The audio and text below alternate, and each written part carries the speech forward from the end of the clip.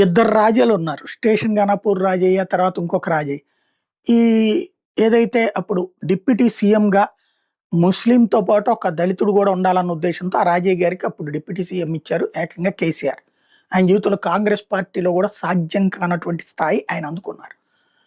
తీరా చూస్తే ఆ తర్వాత లైంగిక వేధింపులు, ఒక స్థానిక సంస్థల నాయకురాలు చేసినటువంటి ఆరోపణలతో ఆయన కెరీర్ మంట కలిసిపోయింది. శాంతం పక్కకెళ్ళిపోయి కూర్చునున్నారు.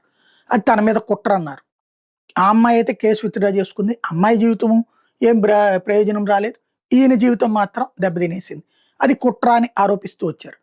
సరే తర్వాత మొన్నటిసారి టికెట్ ఇవ్వలేదు. కడియం శ్రేయర్‌కి టికెట్ ఇచ్చారు. ఆయన చాలా ఆవేదన వ్యక్తం చేశారు. చాలా రకాల తర్వాత చివరికైతే ఆయనకి సహకరిస్తున్నారు. కడియం శ్రీహరి గెలవడం కూడా అయిపోయింది. బీఆర్ఎస్ తరపునే గెలవడం అయిపోయింది.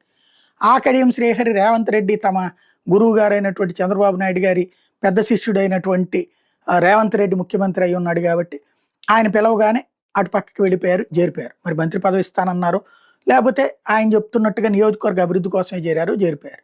సరే ఇప్పుడు సుప్రీంకోర్టు ఆదేశాలతో స్పీకర్ గారు అడిగినప్పుడు రూల్ ప్రకారం అయితే గనక వాళ్ళ అమ్మాయికి కూడా ఎంపీగా పోటీ చేయించడం ఇవన్నీ అయినప్పుడు ఆటోమేటిక్ కాంగ్రెస్ చేరినట్టు. ఇప్పుడైతే నేను కాంగ్రెస్కే ఓటేయమని చెప్తాను, కానీ నేను మాత్రం బీఆర్ఎస్ తరపునే గెలిచాను, ఇది క్లియరు, నేను విద్యావంతుడు, నేను తప్పుగా మాట్లాడను, ఎన్నికలు పెట్టమని చెప్పి నేను ఆల్రెడీ సవాలంటే రేవంత్ రెడ్డి ఒప్పుకోవట్లేదు, ఆయన భయపడుతున్నాడని ఓపెన్గానే చెప్పేశాడు. ఆయన అయిపోయింది. ఇప్పుడు అక్కడ ఒకవేళ తేడా వస్తే రేపు అనర్హత వేటేస్తే, ఎందుకంటే 2 వారాలే గడువు ఇచ్చింది, దగ్గరకు వచ్చేసింది. అనర్హత వేటేస్తే ఎన్నికలు అవుతాయి, కానీ అనర్హత వేటు వెయ్యరేమో అని నేను అనుకుంటున్నా. ఎందుకంటే స్పీకర్ ఇప్పుడు వాళ్ళ అమ్మాయి కాబట్టి, ఈయన కాదు కాబట్టి అవసరం లేదు. కాబట్టి వెయ్యకపోతే ఓకే, వేస్తే ఏంటి పరిస్థితి? అక్కడ రాజయ్యకి టికెట్, అందుకని ఆయన గత కొన్ని రోజుల నుంచి ఈయన్ని టార్గెట్ చేస్తున్నా నడుస్తుంది.